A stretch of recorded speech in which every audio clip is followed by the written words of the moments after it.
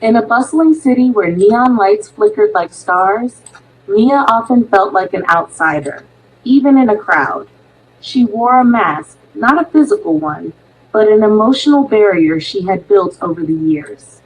Each time she was kind, she sensed the weight of people's expectations, as if her kindness made her vulnerable to manipulation. One evening, she met Zoe, who seemed to radiate an energy that drew Mia in. They chatted over coffee, finding common ground in their love for art and music. But as the conversation flowed, Mia couldn't shake the feeling that Zoe was too eager to pry. "Why don't you take off your mask?" Zoe joked, but the words struck a chord.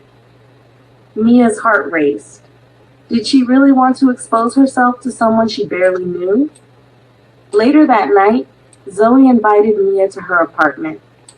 An unease washed over Mia. She wasn't ready to step into that territory, to blur the boundaries she had so carefully maintained. When she hesitated, Zoe laughed lightly. "What are you afraid of?" Mia felt a swell of frustration.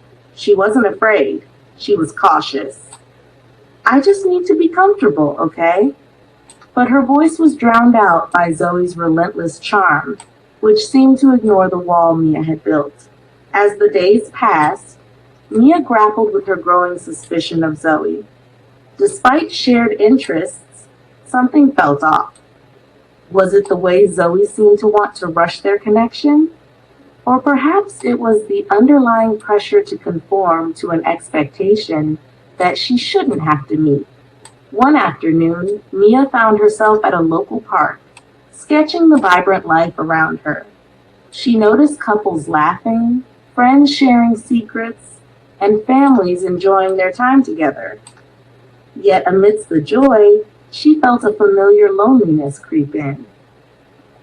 She longed for someone who would respect her boundaries, someone who wouldn't try to pressure her into being someone she wasn't.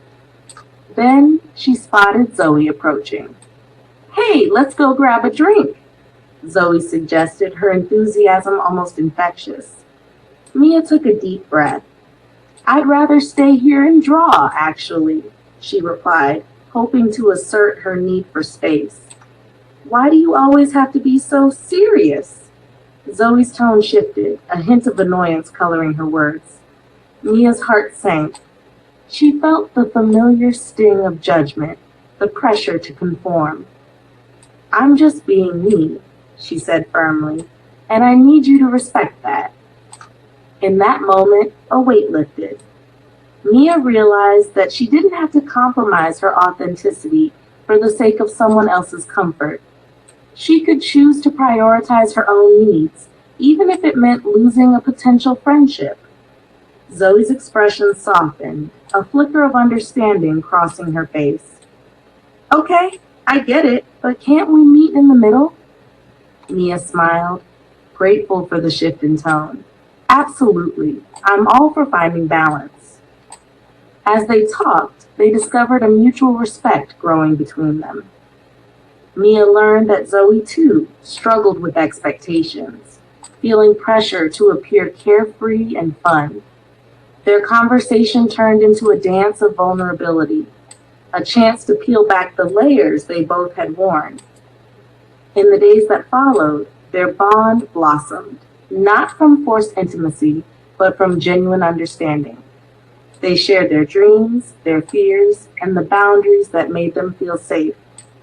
And for the first time, Mia felt seen, truly seen, for who she was, mask and all.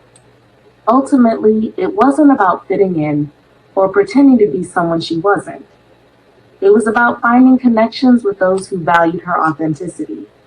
And as she continued to draw her world, she realized that the most beautiful art came from being true to herself.